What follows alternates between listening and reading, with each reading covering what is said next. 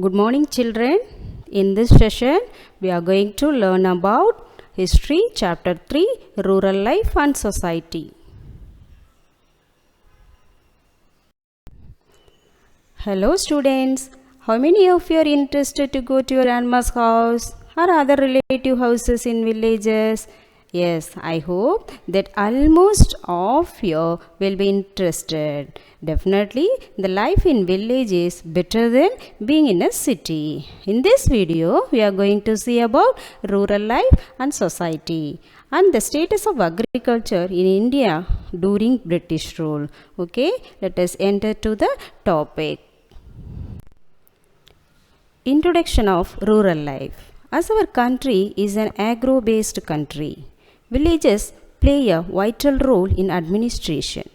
Let us see that. Most farmers own the land which they cultivated and paid taxes known as land revenue to the rulers. The rulers utilized part of the land revenue for improving the land and for implementing welfare schemes such as ditching wells and canals. During years of crops failure, many rulers even exempted the farmers from paying tax. This ensured there was always enough food for the survival of the farmers and their families. Okay. Introduction of Divani. Okay, students, let us go back to British period. Heard about that word Divani? Yes, Divani was a powerful government official minister. Okay, students, many of this system underwent significant changes with the coming of the British.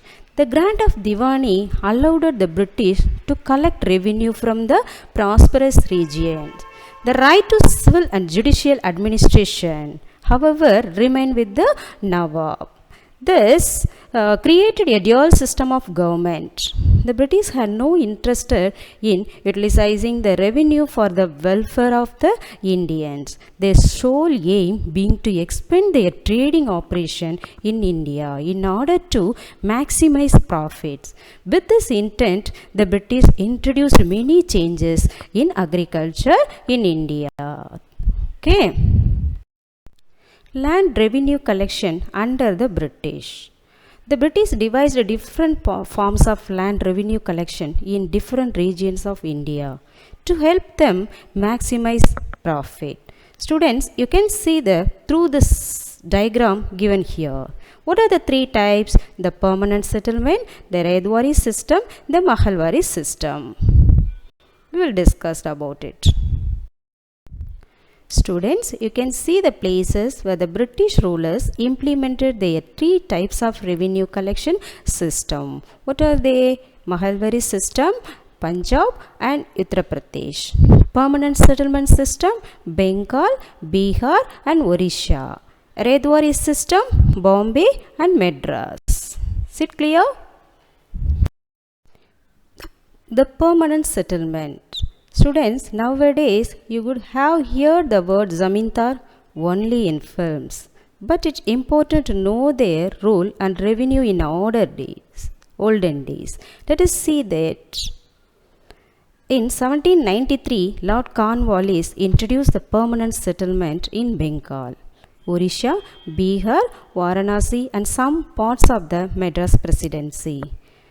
Under this system were zamindars who in the Mughal period had no ownership of land, but only the right to collect revenue from it, were made the owners under the permanent settlement.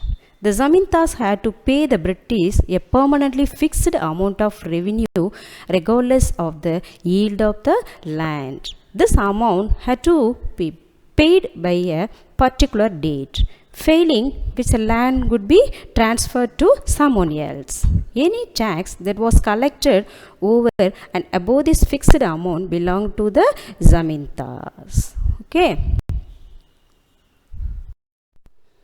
Students, we have to know about an important revenue system implemented by the British ruler.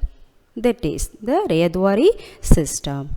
The British introduced a different method of revenue collection in the collection Madras and Bombay presidencies in 1820. It was known as the Mahalvari System. In this system, the riyats means cultivators, were the owners of the land.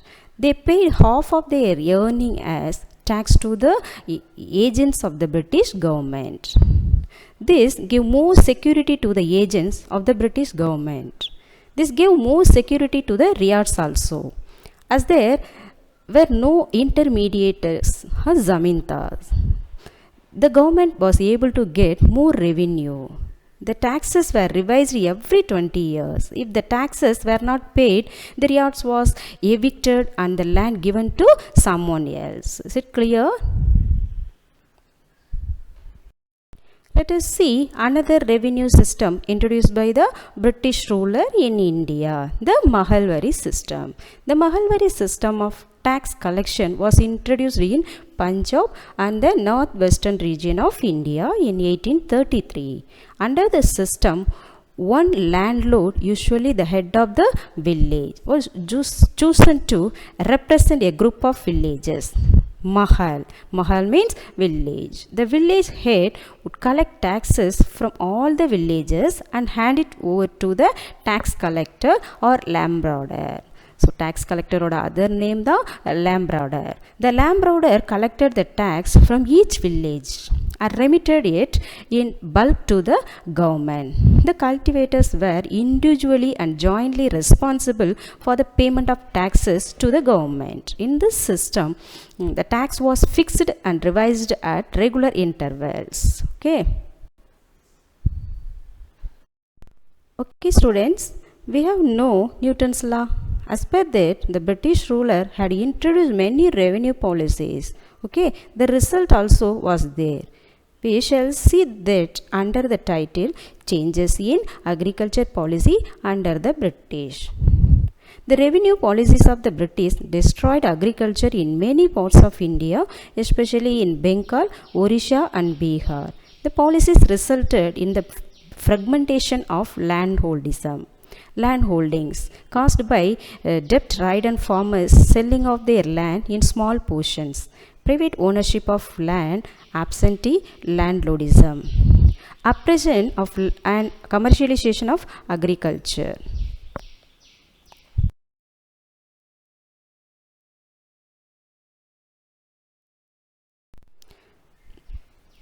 Which one is more important, the food to eat or cash bundles? The British rulers had exploited our agriculture. How? Let us see commercialization of Indian agriculture. Driven by the motive of maximizing profit and exploiting the resources of the country, the British began to force Indian farmers to grow commercial or cash crops like cotton, jute and indigo instead of food crops like rice and wheat. This Indian agriculture became commercialized. This means that the crops produced by the farmers were not meant for consumption, but for sale in the market only for profit. The commercial crops were either used as raw material for the British industries or sold for a high profit in European markets. For the same reason, the British introduced plantation crops like tea, coffee and rubber. Is it clear? What is commercialization? Okay students, there are more points to discuss about the exploitation of agriculture by British ruler. Let us continue. The commercialization of Indian agriculture. As more and more land was used to cultivate cash crops, in place of food crops, there was a severe shortage of food. This resulted in frequent famines and the loss of millions of lives. The British authorities continued with their exploitative economic policies and did nothing to provide relief to the poor peasants. This led to a number of peasants' rebellion across the country in the 19th century. One of the foremost of this was the Indigo Rebellion of 1859.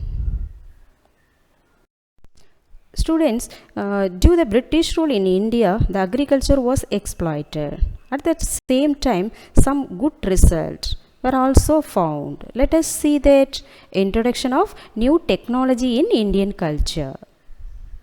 Agriculture flourished in pre-British India because Indian farmers made use of many innovative devices and practices such as crop rotation, till husbandry and the Persian wheels. These were put in place by Indian rulers across centuries.